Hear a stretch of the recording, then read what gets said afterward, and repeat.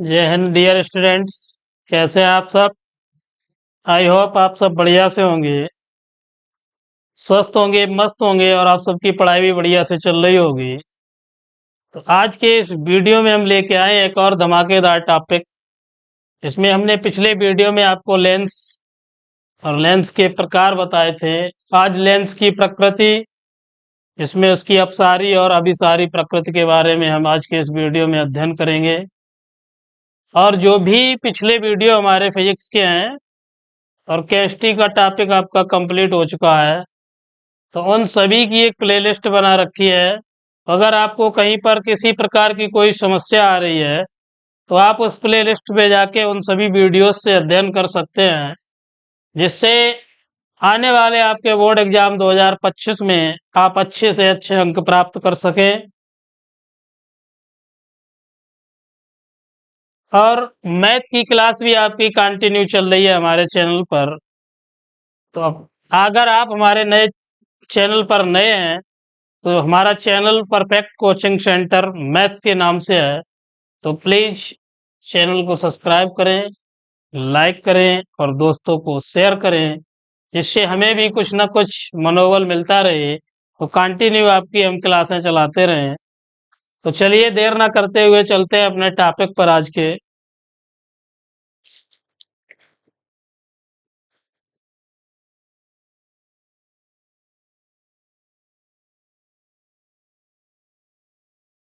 देख रहे हैं आप स्क्रीन पे लिखा है लेंस की अभिसारी तथा अपसारी प्रकृति। अभिसारी और अपसारी प्रकृति। तो लेंसों द्वारा प्रकाश की किरणों को एक बिंदु पर एकत्रित करने या फैलाने की क्रिया क्रमशः लेंसों की अभिसारी तथा अपसारी प्रकृति कहलाती है। तो जो अभिसारी प्रकृति होती है लेंस की, अभी मीन्स होता है इकट्ठा करना और अप मीन्स होता है फैलाना। तो जो आपकी अभिसारी प्रकृति है उसमें लेंस तमाम प्रकाश किरणों को एक बिंदु पर एकत्रित कर देता है। तो इस प्रकार की प्रकृति को हम बोलते हैं अभिसारी प्रकृति।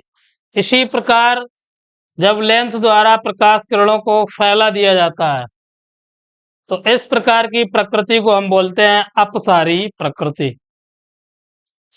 तो जो आपका उत्तल लेंस है, उत्तल लेंस प्रकाश किरणों को एक जगह पर फोकस कर देता है या एकत्रित कर देता है। तो इस प्रकृति के कारण उत्तल लेंस को हम बोलते हैं अभिसारी लेंस। और इसी प्रकार आपका जो अवतल लेंस है वो प्रकाश किरणों को फैला देता है। तो फैलाने की इस प्रकृति के कारण से हम बोलते हैं अपसारी लेंस। तो देख रहे हैं आप स्क्रीन पे जो परिभाषा लिख रखी है कि लेंसों द्वारा प्रकाश की किरणों को एक बिंदु पर एकत्रित करने या फैलाने की क्रिया क्रमशः लेंसों की अभिसारी तथा अपसारी प्रकृति कहलाती है। अब चित्र के माध्यम से इसे हम समझते हैं। देखिए ये हमारे पास एक उत्तल लेंस है, उत्तल लेंस। अब ये किरणें आ रही हैं प्रकाश की इस प्रकार।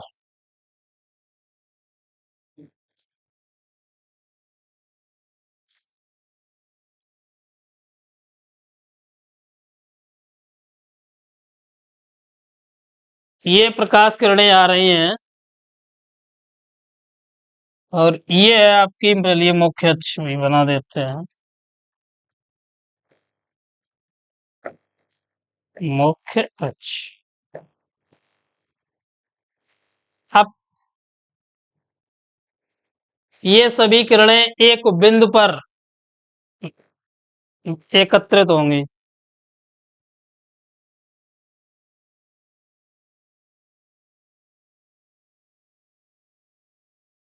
ये आपतित किरणें हैं। अपवर्तित होने के पश्चात देखिए ये इस प्रकार एक बिंदु पर ये ध्यान रखना है कि जो फैली हुई प्रकाश किरणें होती हैं उन्हें उत्तल लेंस एक बिंदु पर एकत्रित कर देता है। तो इसी प्रकृति के कारण हम उत्तल लेंस को बोलते हैं अभिसारी लेंस। अब देखते हैं अगला जो आपका है अवतल लेंस।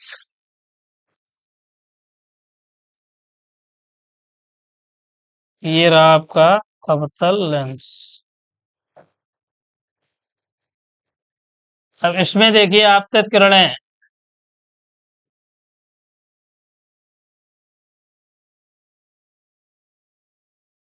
ये आपकी मुख्य अक्ष, ये रही आपतित किरणें। अब अपवर्तन के पश्चात देखिए ये इस प्रकार ऐसी फैल जाएंगे।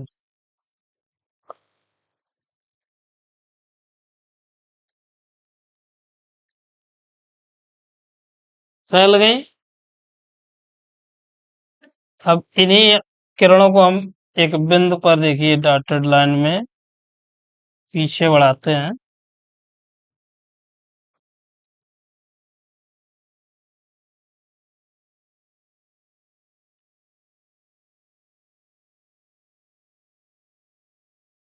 एक बिंदु पर एकत्रित किरणों को फैलाने की प्रक्रिया को बोला जाता है अपसारी प्रकृति। तो जो आपका अवतल लेंस है वो किरणों को फैला देता है। तो इस प्रकृति के कारण अवतल लेंस को हम बोलते हैं अपसारी लेंस। चलिए अब अगला टॉपिक आज का है आपका उत्तल अवतल। समझ में आ गया होगा। यही लिखा है कि अपने अक्ष के समांतर आने वाली सभी प्रकाश किरणों को अपने फोकस पर एकत्रित कर देता है, अर्थात फोकस पर अभिसारित कर देता है। तो अतः इस प्रकृति के कारण उत्तल लेंस को हम बोलते हैं अभिसारी लेंस। ध्यान रखना है, उत्तल लेंस को दूसरे नाम से हम क्या जानते हैं? अभिसारी लेंस। इसी प्रकार आपका जो अवतल लेंस है अपने अक्ष के समांतर आने वाली प्रकाश किरणों को फैला देता है, अर्थात उन्हें अपसरित कर देता है। अतः इस प्रकृति के कारण अवतल लेंस को हम बोलते हैं अपसारी लेंस। चलिए नेक्स्ट टॉपिक।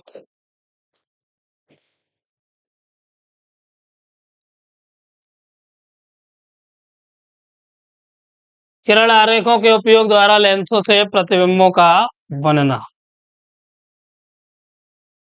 अब प्रथम नियम है आपका कि लेंस के मुख्य अक्ष के समांतर चलने वाली प्रकाश किरणें अपवर्तन के पश्चात द्वितीय फोकस से होकर जाती हैं।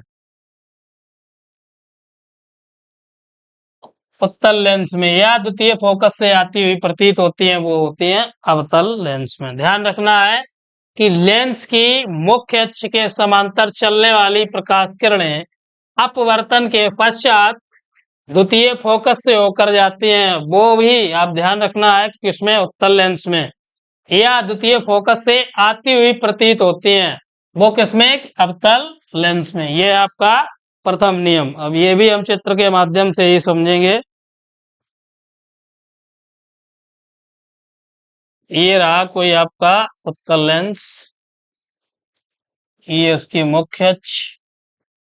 अब क्या लिखा है कि मुख्य अक्ष के समांतर चलने वाली, तो ये आया आपकी मुख्य अक्ष के समांतर चलने वाली कोई प्रकाश किरण। अब ये अपवर्तन के पश्चात लिखा है कि अपवर्तन के पश्चात द्वितीय फोकस, तो ये है हमारा प्रथम फोकस F1 और ये है आपका द्वितीय फोकस F2।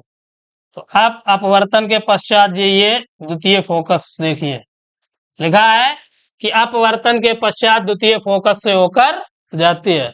तो ये देखिए मुख्य अक्ष के समांतर आपकी कोई आपतित किरण है और अपवर्तन के पश्चात द्वितीय फोकस से जा रही है। इसी प्रकार देखिए आपका अवतल,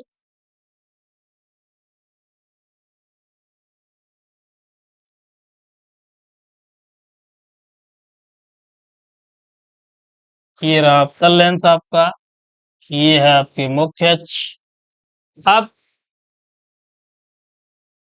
लिखा है कि द्वितीय फोकस से आती हुई प्रतीत होती हैं। तो देखिए ये है आपकी मुख्य अक्ष के समांतर कोई आपतित किरण। अब अपवर्तन के पश्चात इस प्रकार निकल जाती है। अब इसे हम पीछे बढ़ाते हैं, देखिए ये है आपका कोई द्वितीय फोकस। तो द्वितीय फोकस पर आती हुई प्रतीत होती हैं। ये रहे आपके प्रथम नियम।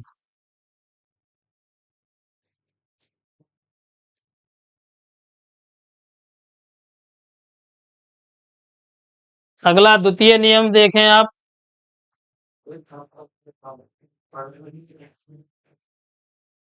लिखा है कि लेंस के प्रथम मुख्य फोकस से होकर जाने वाली, कंडीशन लगी है इसमें भी, उत्तल लेंस में या प्रथम मुख्य फोकस की ओर जाती हुई प्रतीत होती है। अवतल लेंस में देखिए प्रकाश किरणें अपवर्तन के पश्चात मुख्य अक्ष के कैसे हो जाती हैं, समांतर।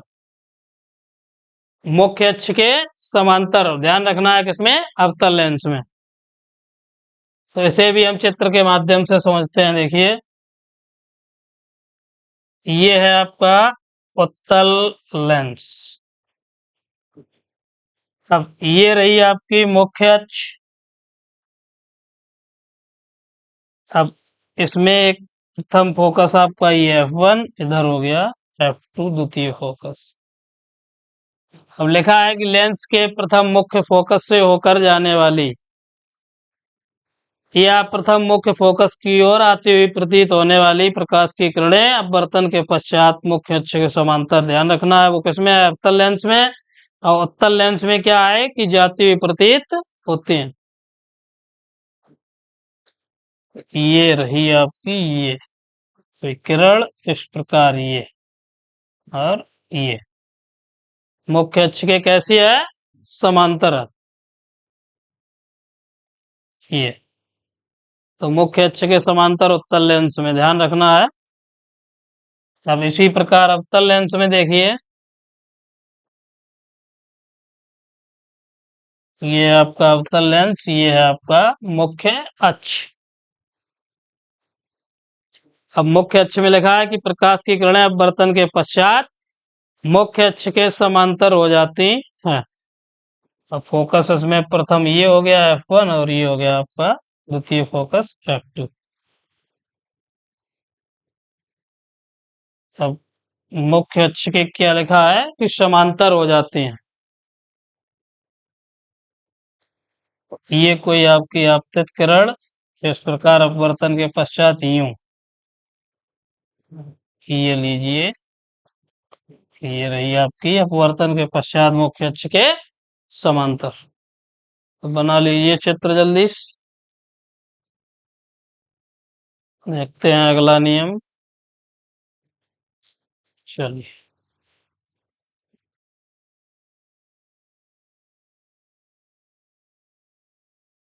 तृतीय नियम लिखा है कि लेंस के प्रकाशिक केंद्र से होकर जाने वाली प्रकाश की किरणें अपवर्तन के पश्चात बिना विचलित हुए सीधी निकल जाती हैं।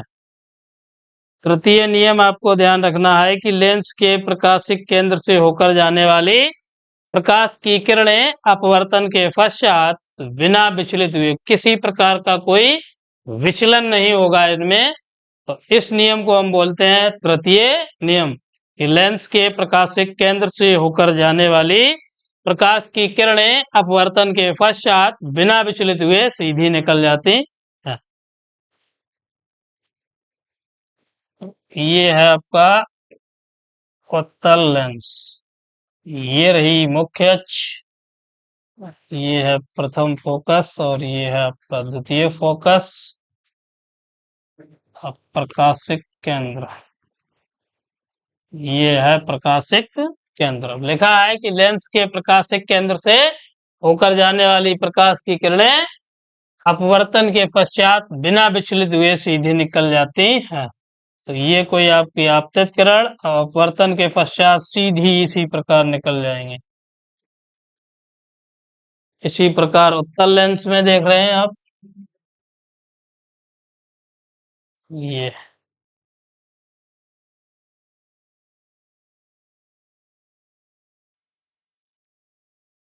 ये है मुख्य अक्ष, ये रहा आपका प्रकाशिक केंद्र, ये प्रथम फोकस है F1, ये आपका द्वितीय फोकस F2।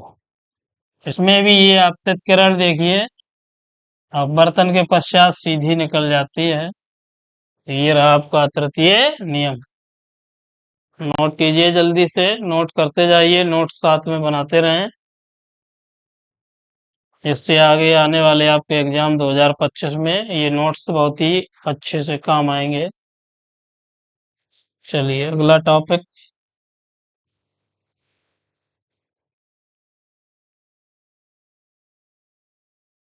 लेंसों द्वारा प्रतिबिंब का बनना।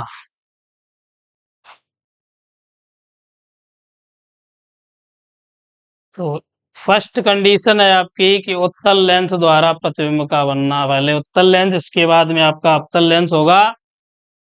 तो उत्तल लेंस द्वारा बने प्रतिबिंब की प्रकृति और आकार स्थिति लेंस के प्रकाशिक केंद्र से वस्तु के बीच की दूरी पर निर्भर करती है। तो जो आपका लेंस का प्रकाशिक केंद्र और जो वस्तु के बीच की दूरी है उसकी प्रकृति के आधार पर जो आपका प्रतिबिंब प्राप्त होगा वो दूरी और वस्तु के आकार पर निर्भर करता है। तो जब फर्स्ट कंडीशन है आपकी जब वस्तु अनंत पर स्थित हो। देख रहे हैं स्क्रीन पे कि जब वस्तु अनंत पर स्थित हो। तो जो वस्तु है आपकी वो कहाँ पे रखी है, अनंत दूरी पर रखी है। तो अनंत पर स्थित वस्तु का प्रतिबिंब देखिए वास्तविक उल्टा वस्तु से छोटा व लेंस के द्वितीय फोकस तल में प्राप्त होता है। फर्स्ट कंडीशन ध्यान रखनी है, जबकि जब आपकी वस्तु अनंत पर स्थित है तो अनंत पर स्थित वस्तु का प्रतिबिंब वास्तविक कामा उल्टा वस्तु से छोटा और लेंस के द्वितीय फोकस तल में प्राप्त होता है। चलिए देखिए चित्र इसका बनाते हैं।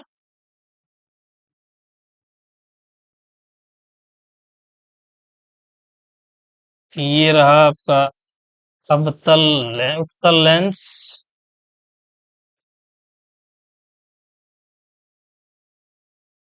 ये रही मुख्य अक्ष।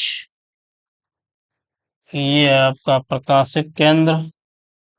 ये प्रथम फोकस F1। इसी प्रकार ये मान लेते हैं आपका द्वितीय फोकस F2। अब इधर कोई अनंत पर हम कोई वस्तु रख देते हैं A और V। तो अनंत पर स्थित वस्तु का प्रतिबिंब वास्तविक कामा उल्टा व वस्तु से छोटा तथा लेंस के द्वितीय फोकस तल में प्राप्त होता है। तो जो एक किरण आपतित किरण है वो आपकी प्रथम फोकस से होकर जाएगी इस प्रकार,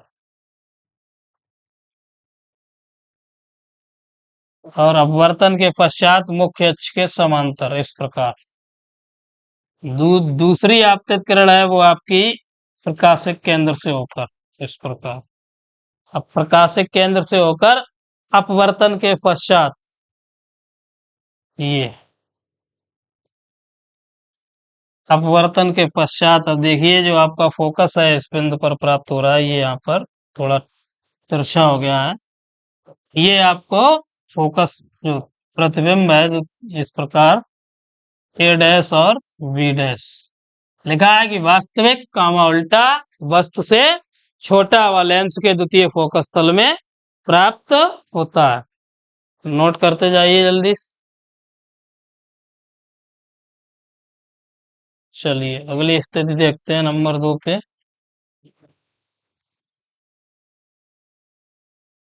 देखिए नंबर 2 पे लिखा है कि जब वस्तु अनंत और 2F2 के बीच के स्थित हो।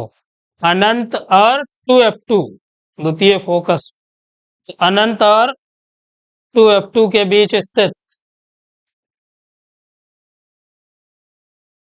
वस्तु का प्रतिबिंब वास्तविक उल्टा वस्तु से छोटा व लेंस के दूसरी ओर F2 व 2F2 के बीच प्राप्त होता है।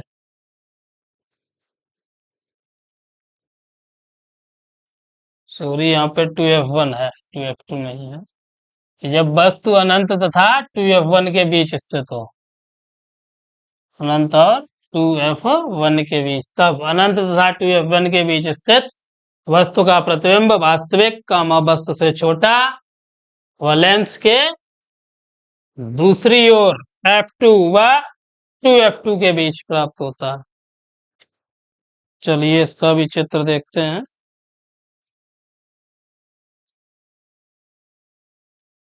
ये रहा आपका एक उत्तल लेंस, ये रही मुख्य अक्ष, ये आपका प्रकाशिक केंद्र, ये आपका F1 प्रथम फोकस, ये 2F1। इसी प्रकार ये है आपका F2 और ये रहा 2F2। अब क्या लिखा है कि जब वस्तु अनंत तथा 2F1 के बीच रखी है, अनंत और 2F1 के बीच रखी वस्तु है, तो ये इधर मान लेते हैं, इधर अनंत हो गया और ये आपका 2F1, तो ये वस्तु है हमारे पास ए और बी। तो अनंत और 2F1 के बीच स्थित है तब वस्तु का प्रतिबिंब वास्तविक उल्टा वस्तु से छोटा। तो एक तो जो आपकी आपतित किरण है वो सीधी प्रकाशिक केंद्र से होकर जाती है इस प्रकार, अब प्रकाशिक केंद्र से जाकर अपवर्तन के पश्चात सीधी निकल जाती है इस प्रकार। ये दूसरी किरण जो आपतित है वो मुख्य अक्ष के समांतर इस प्रकार। जो पहली किरण आपतित किरण है वो सीधी वक्रता प्रकाशिक केंद्र से होकर जाएगी, और दूसरी है वो मुख्य अक्ष के समांतर अपवर्तन के पश्चात द्वितीय फोकस से होकर जाती है। अब अपवर्तन के पश्चात ये रहा आपका द्वितीय फोकस, यहाँ से होकर जाती है। तो अब जो आपका प्रतिबिंब है ये यहाँ पे प्राप्त होगा, जहाँ पे ये दोनों बिंदु रेखाएं प्रतिच्छेद कर रही हैं, ए डैश और बी डैश। तो वास्तविक उल्टा वस्तु से छोटा व लेंस के दूसरी ओर F2 व 2F2 के बीच प्राप्त होता है। चलिए अगली की स्थिति देखते हैं।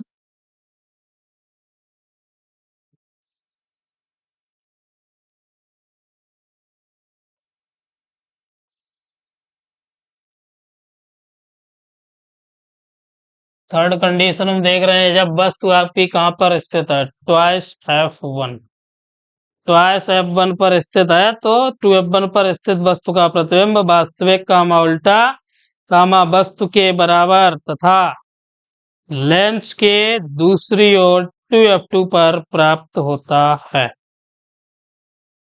तो जब वस्तु हमारी 2F1 पर स्थित है तो उसका प्रतिबिंब भी हमें 2F2 पर ही प्राप्त होगा।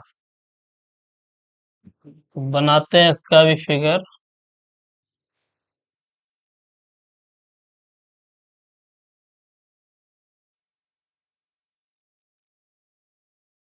ये है आपका उत्तल लेंस,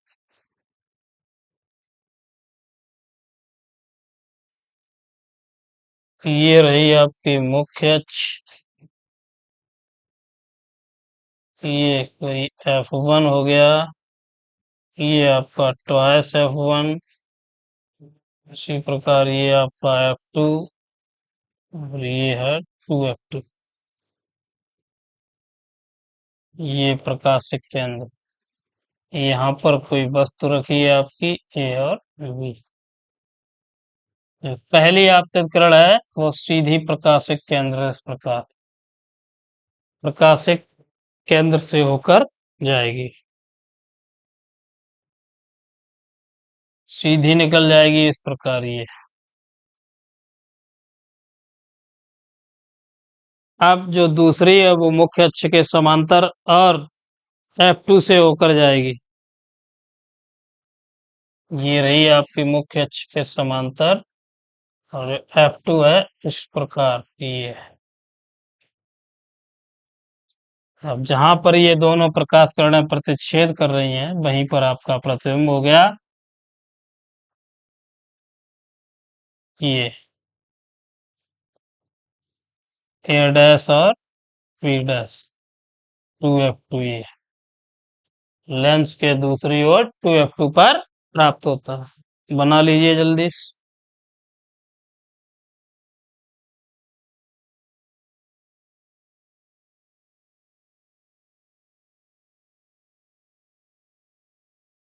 चलिए अगला टॉपिक।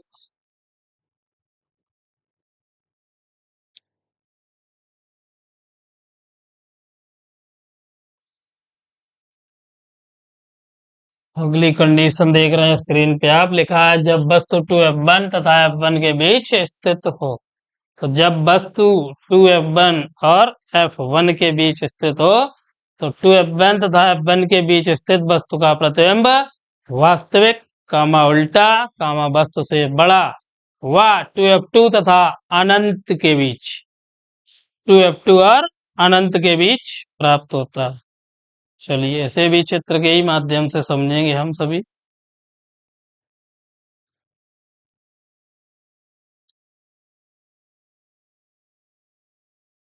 ये है आपका उत्तल लेंस,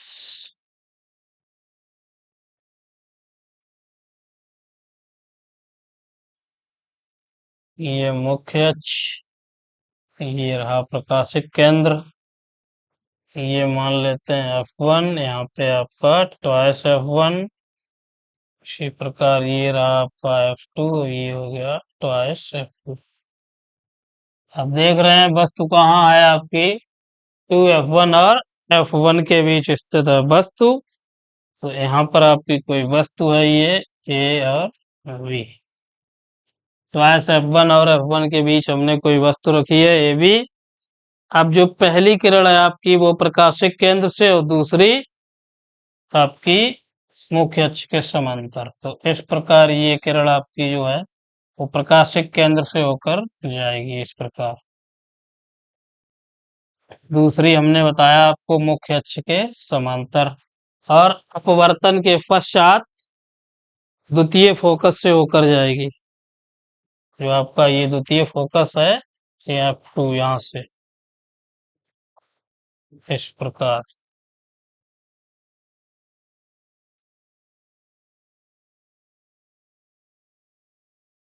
ये अब जहां पर ये दोनों किरणें आपस में प्रतिच्छेद कर रही हैं बस वहीं पर आपका प्रतिबिंब प्राप्त हो जाएगा। सही।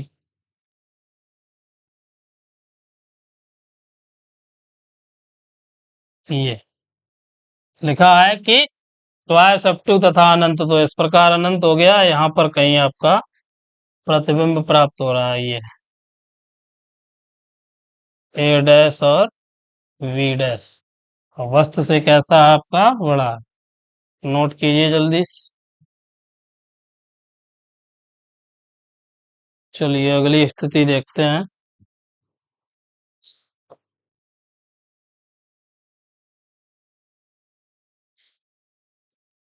अगली स्थिति देख रहे हैं आप, जब वस्तु फोकस F1 पर स्थित हो। जब वस्तु फोकस F1 पर स्थित हो तो प्रथम फोकस पर स्थित वस्तु का प्रतिबिंब वास्तविक कामा उल्टा कामा वस्तु से बहुत बड़ा व अनंत पर बनता है। चलिए बनाते हैं चित्र से, इसे भी समझते हैं। ये रहा आपका उत्तल लेंस, ये रही आपकी मुख्य अक्ष। अब यहाँ पर F1 पर कोई वस्तु आपकी रखी है A और, चलिए A और V। ये प्रकाशिक केंद्र, इधर आपका द्वितीय फोकस F2। अब क्या लिखा है देख रहे हैं स्क्रीन की, प्रतिबिंब वास्तविक उल्टा वस्तु से बहुत बड़ा व अनंत पर बनता है। पहली जो प्रकाश किरण है आपतित किरण वो प्रकाशिक केंद्र से होकर जाती है, अपवर्तन के पश्चात इसी प्रकार सीधी निकल जाती है ये। और जो दूसरी प्रकार आपतित किरण है वो मुख्य अक्ष के समांतर, और जो अब द्वितीय फोकस से इस प्रकार होती हुई जाती है। अब जो प्रतिबिंब है आपका वो कहाँ पर है, अनंत पर बनेगा, अनंत पर। बना लीजिए ये भी स्थिति जल्दी से।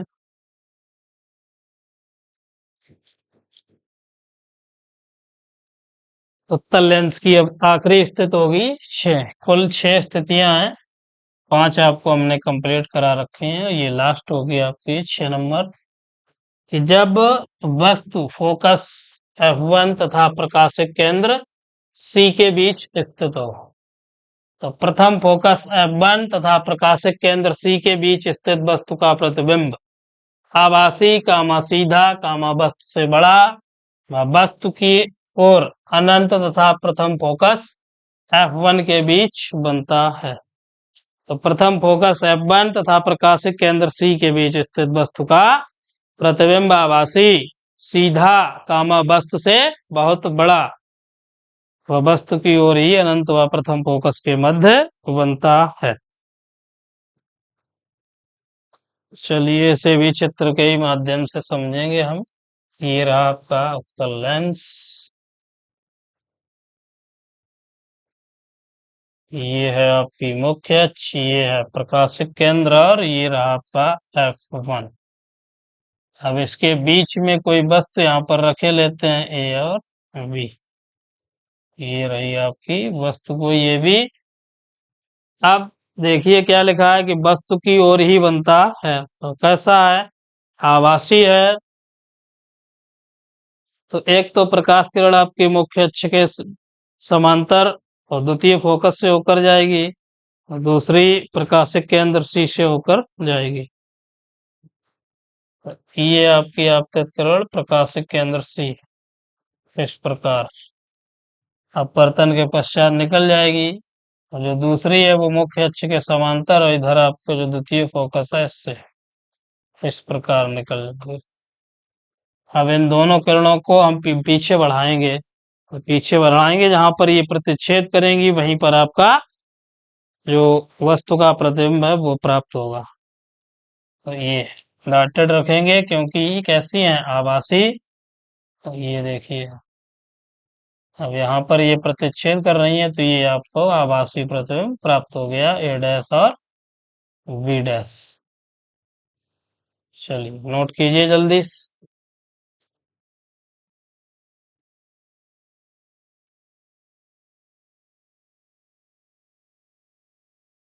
हो गया। चलिए अगला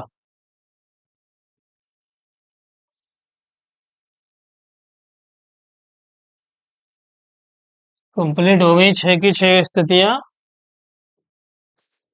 आज के वीडियो में बस इतना ही, मिलेंगे अगले वीडियो में, तब तक के लिए धन्यवाद। और अगर वीडियो अच्छा लगे तो प्लीज लाइक सब्सक्राइब और दोस्तों को शेयर करें। जय हिंद।